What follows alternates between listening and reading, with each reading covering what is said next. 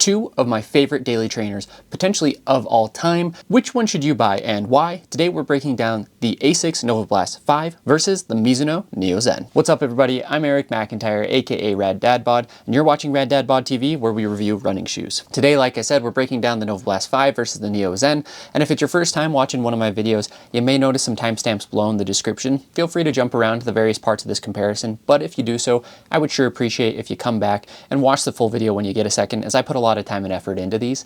And if you have watched my videos before and like what you see, please consider hitting that subscribe button and turning on notifications so you get notified every time I drop a new video, which is typically Monday, Wednesday, and Friday. But in 2025, we've been doing daily videos thus far. Now, before we break down the use case as well as just the general comparison of these two shoes, I do want to give some disclaimers and disclosures, which are that I was given both of these shoes for free for the purpose of review, the Novablast 5 through my local running store, Utah Run, and the Neo Zen directly from Mizuno. Despite that, I am not paid for these videos. I'm not asked to make any specific comparisons, include shoes in specific content. No one gives me talking points, talk tracks, anything along those lines, and no one watches my videos beforehand, so all thoughts are entirely my own. Now with that out of the way, let's talk about the intended use of these two shoes. Now both of these shoes are daily trainers, but as many runners know, the daily training category has kind of continued to expand more and more as running technology has improved, and so honestly, you could probably put this as like a max cushion trainer. You might even be able to fit the Novablast, frankly, close to a max cushion trainer. But both of these are going to be more for kind of your daily miles, bulk miles. You should be able to do a little bit of everything in each shoe, but it's not necessarily going to be the best shoe for every single type of run. It's just supposed to be very versatile and kind of be your daily workhorse, if that makes sense. But again, as I said, the daily training category is really, really expansive. So I'll talk about the key differences between these two shoes, because although I love both of them, they are fairly different to me. Now from a price perspective, the Novablast 5 comes in at $140 and the Neo Zen comes in at $150. Both of these are probably some of the best bang for your buck shoes in terms of just value that you get per dollar, because really, like I said, the Novablast 5 was my daily trainer of the year for 2024. And if I had to vote today, I know I haven't used that many shoes in 2025, but I think the Neo Zen is going to be really, really hard to beat as my daily trainer of the year for 2025. From a specs perspective, the Novablast comes in at 9.0 ounces, which is 255 grams, and the Neo Zen comes in at 8.3 ounces for 235 grams. So despite looking, and I'll talk about the stack height here in a second, despite having probably more stack underfoot, the Neo Zen is actually lighter weight overall. Now talking about that stack, the Novablast has 41.5 in the heel, 33.5 in the forefoot for an 8mm drop. Meanwhile, the Neo Zen has 46 in the heel, 40 in the forefoot, and a 6mm drop. And all of my measurements for those specs are being taken from Running Warehouse, who from my understanding actually does independent measurements. Depending on what standard, like running shoes have changed so much, obviously, that it used to be that as you approached that 40mm mark, that was kind of where max cushion shoes were considered.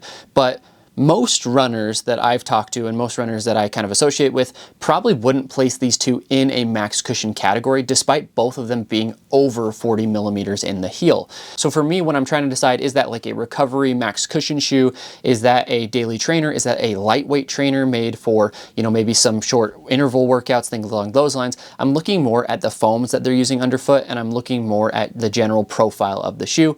And again, both of these I would actually put in the same category, despite being 40+ in the heel as standard daily trainers. From a fit perspective, the Novablast 5 fits true to size lengthwise, but it is a little bit wide overall. So if you have a narrow foot, the shoe may not work for you. For the most part though, I don't have a wide foot, but I still felt comfortable in the shoe. I also don't have a particularly narrow foot. I'd say I'm within fairly standard ranges. Now, meanwhile, the Neo Zen is going to fit large in pretty much every sense of the word. So I have both a 10.5 and a 10 in the shoe. My normal size is a 10.5.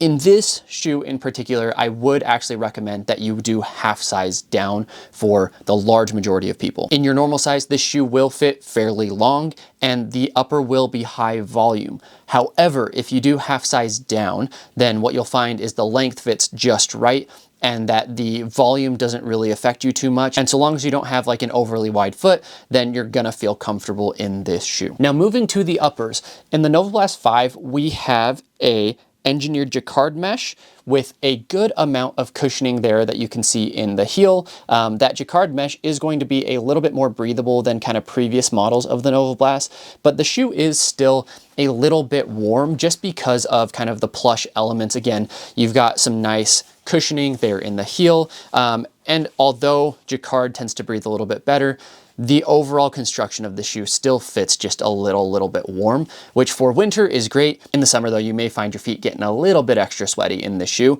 Now where the Novablast does get a little bit more breathability though, is more so in the tongue. You have a really thin tongue, and it is, I guess, technically fully gusseted, but I almost want to call it like partially gusseted. But that's nice because it keeps the tongue right in place when you're running, and it's easy to kind of get on the foot and get that lockdown in the midfoot despite the shoe being a little bit wide like we talked about. The other thing is, again, being a little bit wide, but having that extra plush there in the heel allows for some good heel lockdown. So I didn't really feel a need to do like an additional runner's knot or really cinch these down extra tight or anything like that. Like it is wider, but it really didn't affect my stride or affect me shifting in the shoe or anything along those lines. Meanwhile, the Neo Zen has a knit sock fit upper. It's very breathable, and it's not really as elastic as it looks. So I don't love a lot of knit uppers because I feel like they stretch a little bit too much, so you don't get the lockdown on the shoe, and then oftentimes you feel really disjointed from the shoe and from the midsole, and it leads to a lot of shifting around in the shoe. The majority of the stretch in this upper is going to be right here. So just to allow your foot to get into the actual shoe, that's where you get the majority of the stretch. But the toe box itself and the upper itself is not going to give like a ton as you pull on it and as you're running in the shoe. Even then, I was worried a little bit about kind of lace pressure or lace bite or any bunching of the upper at all with kind of this additional stretch here in the tongue area, because there's not an actual tongue, it's just the knit.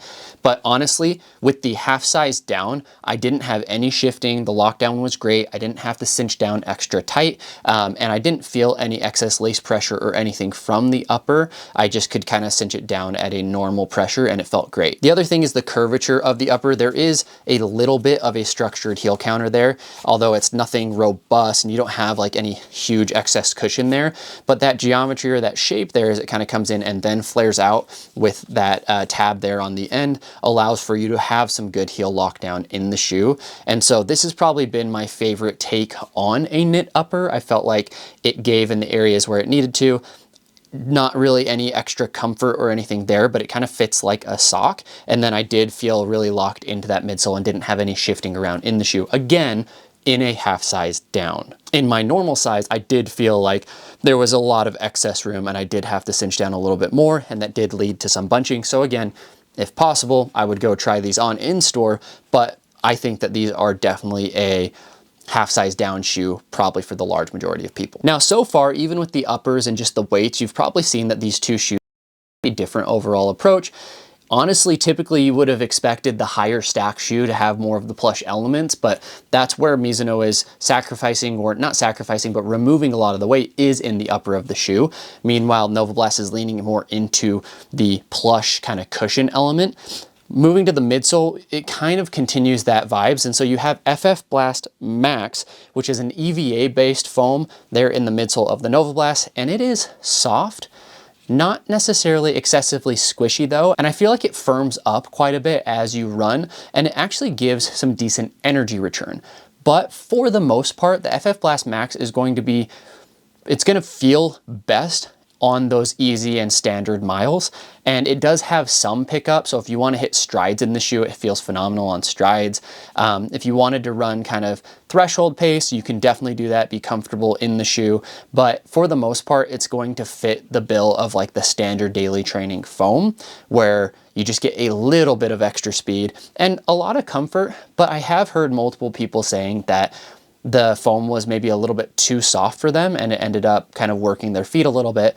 I've experienced that sensation before, not in the Novablast 5, but actually in the New Balance 1080, where the foam was just too squishy for my feet, and so it led to kind of some additional fatigue in the feet. But Novablast 5 though, I actually really like the foam, and I think that it's a good balance between soft yet responsive yet supportive. Meanwhile, over on the Neo Zen, you have Mizuno Energy NXT or Next, and this is going to be a nitrogen infused TPU.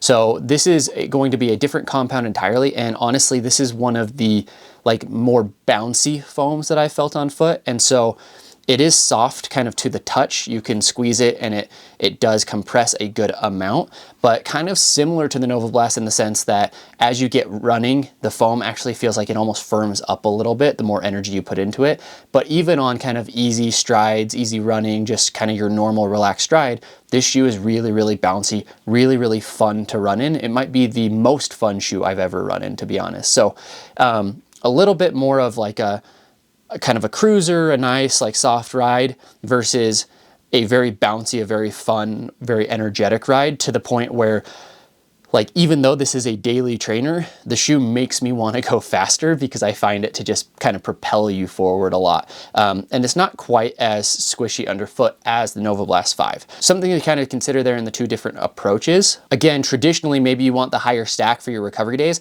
I may go Novablast 5 for more recovery if I'm just comparing between these two shoes. And then if I have a day where I'm feeling good and want to pick up a little bit, or if I want to hit kind of a progression run, then I might pick the Neo Zen instead of the Novablast 5. The best comparison that I've been able to think of for my personal experience is that the Neo Zen feels like a mini Superblast. So it's not quite as responsive as a Superblast, it's not quite as much shoe or as robust, and it's a little softer, but it is just as bouncy. It's kind of that bouncy energy return sensation or responsiveness that a lot of people look for in a shoe.